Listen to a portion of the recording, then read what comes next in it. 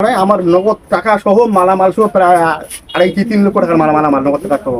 আসসালামু আলাইকুম সম্মানিত দর্শকবৃন্দ, আজকে পাখিরহাট বাজারে বিশাল বড় একটি দোকানে যিনি মহাজনী দোকান করেন সেই দোকানে চুরির ঘটনা নিয়ে আজকের এই প্রতিবেদনটা। আজকের ঘটনা দেখেন অবস্থা, এই যে আমাদের মহাজন ওনার দোকান চুরি হয়ে গেছে। তা যাই হোক, এখন আমি আপনাকে দেখাচ্ছি কোন দিক দিয়ে ঢুকছে চোর। এপাক দিয়ে কোনো জায়গাতে ফাঁক নাই না। পিছনে অবশ্যই টিন সেট ছিল, এদিক দিয়ে কাটতে পারে নাই, যেহেতু পিছনে জঙ্গল ছিল অনেক ভরা, এই কারণে কাটতে পারে নাই, তাই এই সাইড দিয়ে ছিল। আচ্ছা, এডি কেউ থাকে নাকি বিজনেস? কেউ থাকে মানে কাল কেউ ছিল না। সম্মানিত দর্শক বিন্দু, দেখতেছেন যে উপরে যে টিন ছিল সেই টিনটা কেটে ঢুকে গেছে ভিতরে। আর ডাইন সাইড দিয়ে দেখা যাচ্ছে যে মেন যে দোকানটা ছিল সেই দোকানের যে ছাদ ছিল সেই ছাদ সহ কেটে দোকানে প্রবেশ করে। এইভাবে তার দোকানটা চুরি হয়ে যায়।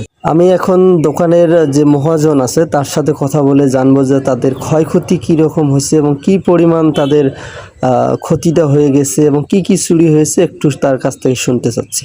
আসসালামু আলাইকুম।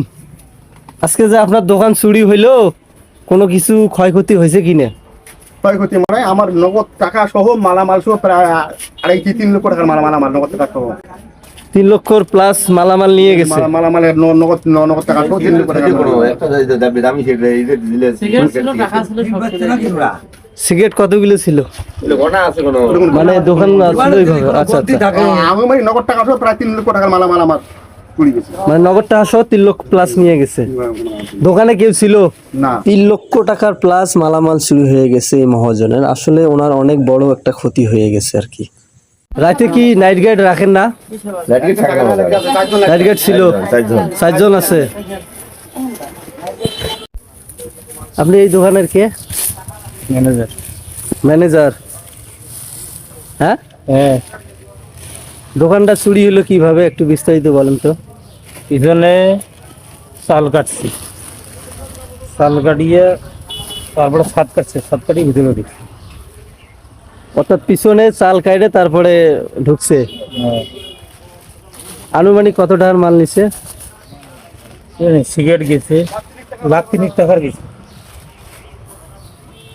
তোমার দোকান যে চুরি হয়েছে আপনি দেখছেন? না না না, আমরা মানে এখন দেখলেন কিনা? হ্যাঁ এখন দেখি।